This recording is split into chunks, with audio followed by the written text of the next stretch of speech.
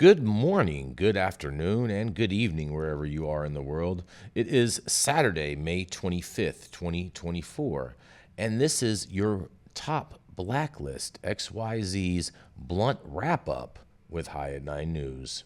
I'm your host, Jason Beck. Now make sure that whatever you do, that you hit subscribe onto the channel, as well as hit that like button, as well as engage with us and drop some comments on what you think in regards with all the stuff that we comment on within this video. Kicking it off today, we have story number one coming in. When the Blacklist says, do you remember when Monsanto was the biggest threat in the cannabis industry? Well, they still are. They just changed their name to some sort of your most used cannabis companies. Whose lights are you running? Whose nutrients are you using? Whose flower are you consuming?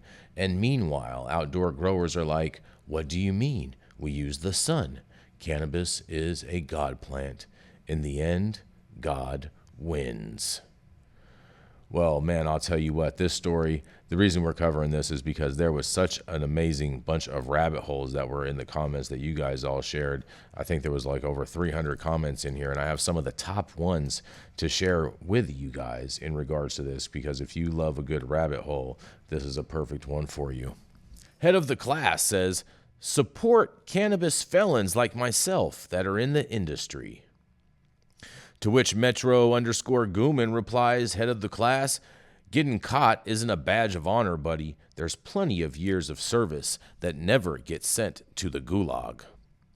To which Universal Seed replies, Metro_Gooman, difference is you're a smoker. You're not moving cases and taking risks. Step back into your place of respect for the OGs. To which Metro_Gooman responds, not true or untrue. Oh, man, that was pretty interesting. And Growing Coastal says, head of the class, not everyone got caught. Support clean, ethical grows.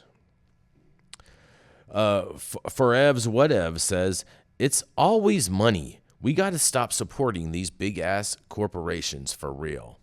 To which At the Blacklist XYZ responds, forever was, and everyone wonders why our industry is failing as a whole. Miss_Spacely says, Operation Paperclip goes way farther and more disturbing than that. 100%. How we won the space race to put a man on the moon before the USSR. To which Markovich Glass responds, did we really put a man on the moon? Or did we just make a videotape edited by the CIA and filmed with their camera? Why does AI say our footage is fake when China's images are real? Nicola Oils says, Makrovich Glass says, right. Then they called the president's office on a landline from the moon. People are fired. Man, oh man. And Ingrid's 28, who is a avid watcher of High at 9 News. Thank you, Ingrid. We appreciate you. She says it all comes back to the farmers. Yes, it does. Because without farmers, you don't have anything, you guys. Growing Coastal says, all the corporation talk when half y'all been pumping poison in your garden just to benefit your pockets for a decade plus. Ross Haley 777 says, this is incorrect. Scott's Miracle Grow and Hawthorne are not a subsidiaries of Bayer. To which Stigma responds, Ross Haley, correct. Bayer is a German company that manufactures glyphosate and millions of other things. Scott's just distributes it for them and follows their puppetry dialogue that is safe to use, LOL. They're just as bad, he says. Cannabis Refined says, let's not forget how chemotherapy came about as a treatment. If you don't know, go research. Nate's_your_boy says, this is nothing compared to the genetic genome marker patents. Man, such good rabbit holes, you guys. Kyle.grow says, same with Big Pharma. Everyone saying Big Pharma gonna take over when Schedule 3 comes in is silly. They've already been in the game buying farms and politicians. They're 10,000% aren't going to wait for Schedule 3, in my opinion. Dam_Walsh says, producing agricultural products, commodities, has little to nothing to do with what you believe to be commercial cannabis. Sorry. And Essential Tilryon says, people have forgotten about Bayer pulling HIV-tainted aspirin off the shelves in the U.S. and then selling it in third world countries. And Plants_Publication says, holy shit, that's barely scratching the surface of IG Farben. Holy God, everyone needs to go read Operation Paperclip by Annie Jacobson. Auschwitz had 3 subcamps. Auschwitz 3 was IG Farben factory, where IG Farben and Otto Ambros worked and tortured thousands of slaves to death to make synthetic rubber and various nerve gases. Ambros basically got off scot-free and then went on to work for Dow Chemical and died in 1990, free of any accountability for his crimes against humanity. Man, oh man, oh man, man, oh man. I told you there was lots of rabbit holes going on in that one, you guys. A lot of rabbit holes going on. But coming up next, we have our PSA of the day for you guys. Always watch your money, the Blacklist says. The Blacklist says this guy got several people in our DMs with money swap. He was caught speeding with $76,000 in cash, apparently. So make sure you're watching out for that guy this holiday weekend. Rolling right on in to our story number 2 of the day. A key House committee has amended a large-scale agricultural bill in a way that would impose a general ban on hemp-derived cannabinoids such as Delta-8 THC, with some industry stakeholders saying it could be even federally criminalize many CBD products because the measure's scope covers all ingestible hemp products with any level of THC. If enacted into law, cannabinoids that are synthesized or manufactured outside of the plant would no longer meet the definition of legal hemp. At the same time, the legislation that is set to advance through the House Agricultural Committee on Thursday also contains provisions that would reduce regulatory barriers for certain hemp farmers and scale back a ban on industry participation by people with prior drug felony convictions. Members adopted the cannabinoid ban amendment from Representative Mary Miller, Republican from Illinois, as part of an en bloc package with other unrelated changes in voice vote. The overreaching bill is expected to clear the committee later in the day before moving to the floor. The move comes following a push from prohibitionists and certain marijuana companies who argued in favor of restricting the cannabinoid products, describing it as a fix to a loophole that was created under the 2018 Farm Bill that federally legalized hemp. The ban's adoption by the panel likely sets the stage for a showdown with the Democratic-controlled Senate, which has yet to release the full text of its version of the Farm Bill. And the source of this is on Marijuana Moment. Now, I'll tell you right now, I am not buying that this amendment is going to go farther really at all, not at all.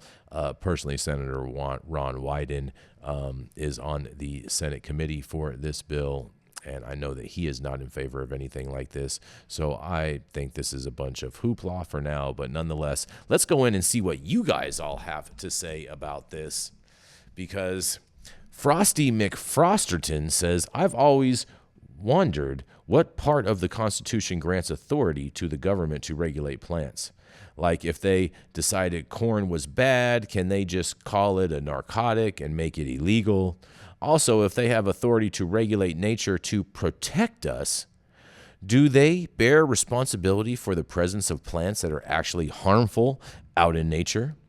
For instance, if I just started walking through the woods eating random shit, it would take a very long time for me to fall extremely ill and potentially die. If they assume responsibility for my safety and claim that authority, shouldn't they be held accountable for the removal of all dangerous plants? But for real, what article and section grants this authority? I often ask myself that exact same question. Real Road Respiratory says cannabis doesn't need to be regulated at all unless commercially sold in a store. Do I need government regulation to grow tomatoes in my backyard? No, you don't. Peaches on Fire 2.0 says, all the loopholes about to be closed. Big Pharma about to take over. Yeah, but I don't think they're going to close all the loopholes. I think they're just gaslighting all you guys. Stoned_koi_fish says, these comments, man, we agree with you. Thank you so much for participating and sharing your comments with us today. Moving right along into our third story of the day, you guys. Third story of the day. Let us know in the comments, you guys, what you think. But are you excited for rescheduling? Ask Canada how it's going for them. You know, Canada has you get all their stuff from pharmacies, and that's what the Canadian stores are known as up there. It's all subsidized by the federal government or whatnot, where you can get it on your insurance, and it's federally legal up there. It's, you know, it's an interesting thing. But let's hear what you guys have to say in regards to all of these comments, because, man, you guys were just on fire this week.